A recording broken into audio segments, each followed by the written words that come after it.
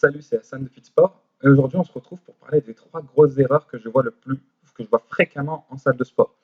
Donc, si toi aussi tu cherches à perdre du poids et que tu vas à la salle ou que tu ne vas pas à la salle d'ailleurs et que tu ne sais pas par où commencer ou autre, je t'invite à regarder cette vidéo et ne serait-ce que pour éviter de faire ces trois grosses erreurs qui peuvent t'empêcher de perdre du poids ou d'avoir des résultats. Donc, avant de commencer, je t'invite à t'abonner et à activer la cloche pour ne rien manquer. On se retrouve juste après le générique. Je te dis à tout de suite.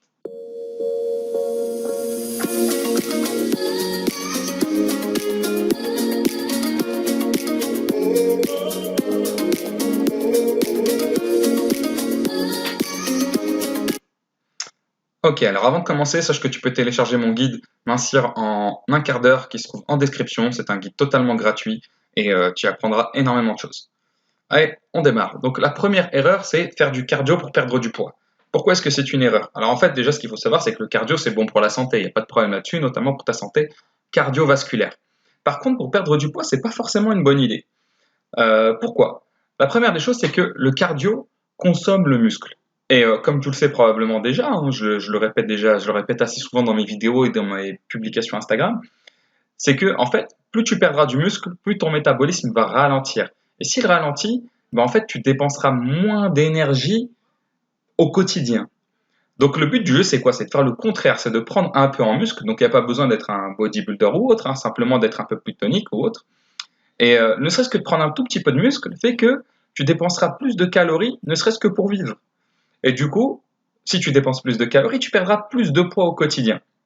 Donc le cardio est contre-productif. Ça, c'est le premier point. Et le deuxième point, c'est qu'en fait, en réalité, si tu sors pour courir et que tu es en surpoids, généralement, les gens qui sortent courir, voilà, courent pour à peu près une demi-heure, entre 15 et 30 minutes, 45 minutes pour ceux voilà, qui sont les plus motivés. Parfois une heure, mais c'est quand même relativement rare. Et ce qu'il faut savoir, c'est que globalement, en moyenne, on commence à taper dans les réserves quand on sort courir qu'après 45 minutes de course. Donc, ce qui veut dire que quand tu sors courir une demi-heure, en fait, tu perds pas de poids. Tu consommes l'énergie que le corps a sous la main, mais tu n'as pas encore tapé dans les réserves. Pour taper dans les réserves, il faut avoir couru au minimum à peu près, voilà, en moyenne 45 minutes. Donc, faire du cardio pour perdre du poids, c'est totalement contre-productif. Deuxième point, c'est les étirements. Alors, le constat, c'est que je vois beaucoup de monde là passer un temps fou à s'étirer avant, après les séances. Et ce qu'il faut savoir, c'est qu'en réalité, si tu t'étires avant les séances, pas forcément, ça n'a pas forcément de grande utilité. Si tu t'étires après, ça dépend de ton objectif. Donc, globalement, avant les séances, il faut faire ce qu'on appelle des étirements activo-dynamiques. Les étirements activo-dynamiques, c'est quoi? C'est étirer le muscle pendant 4 secondes. Ensuite, c'est contracter le muscle pendant 4 secondes. Et ensuite, c'est solliciter le muscle. Bon, qui fait ça? Personne. Généralement, les gens voilà, s'étirent, ils attendent 10-15 secondes, et puis ils passent à l'autre jambe, et puis ainsi de suite. Et ça, c'est une erreur, parce qu'en fait, tu endors ton muscle. Et le but du jeu, c'est justement de les activer, de les rendre plus dynamiques pour pouvoir ensuite mieux encaisser la séance.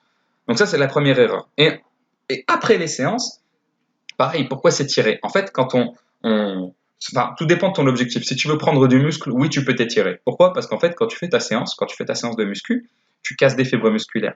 Et ensuite, tu viens étirer. Donc, tu viens encore casser un peu plus ces fibres musculaires. Et du coup, le corps vient reconstruire derrière. Et comme il s'est senti fragile, puisque tu as réussi à casser les fibres, il va reconstruire des fibres plus grosses ou plus de fibres. Et c'est ce qui fait qu'on va prendre du muscle.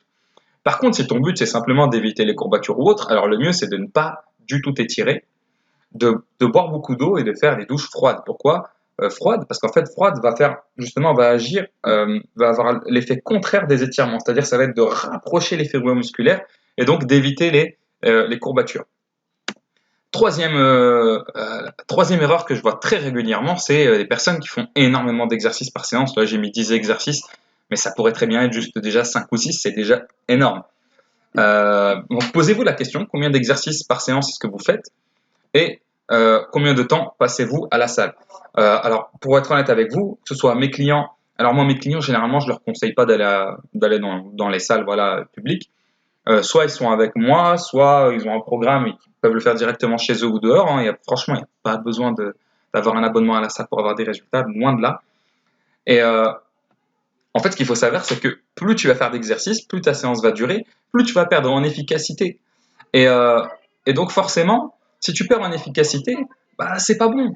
C'est pas bon du tout. Et du coup, en réalité, les dernières séances, les derniers exercices que tu fais, c'est vraiment pour soulager ta conscience et te dire, bah j'ai tout fait. Mais en réalité, 3-4 exercices par séance, s'ils sont correctement faits, eh ben c'est parfait. Il n'y a pas besoin de plus. Tu n'as pas besoin de rentrer chez toi en étant fatigué, crevé, lessivé ou autre, hein. Moi, quand je sors de toutes mes séances, je suis en forme. Pourquoi? Parce que je sais m'entraîner, je sais gérer mes séances. Et justement, donc si tu ne sais pas gérer tes séances, si tu as du mal à te créer un programme ou autre, je t'invite encore une fois à accéder au guide Mincir en un quart d'heure que tu retrouveras en description. Donc voilà, pardon, du coup, ton corps ne répond pas correctement à l'exercice, évidemment. Et bien sûr, donc c'est bien ce que je dis, c'est la qualité passe bien avant la quantité. Donc, moins vous ferez d'exercices, plus vous serez dans la qualité. Plus vous faites d'exercices, plus la qualité va se dégrader, et donc au détriment de, enfin là, vous allez faire plus de quantité au détriment de la qualité. Et donc, merci d'avoir suivi cette vidéo. Je t'invite à mettre un pouce bleu. Encore une fois, tu peux accéder à mon guide Mincir en un quart d'heure qui est totalement gratuit en description. Et je te dis à bientôt. Ciao, ciao.